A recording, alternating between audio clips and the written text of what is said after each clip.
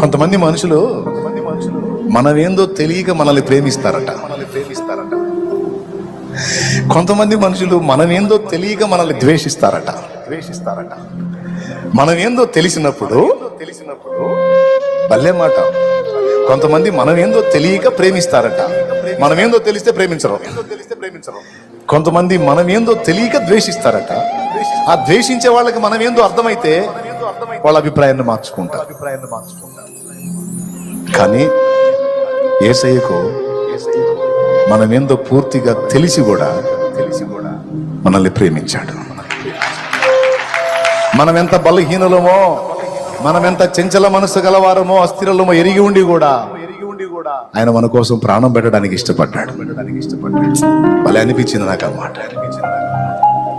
తెలియక కొంతమంది ప్రేమిస్తారు, కానీ మన బలహీనమని తెలిసి కూడా యేసు మనల్ని ప్రేమించాడు.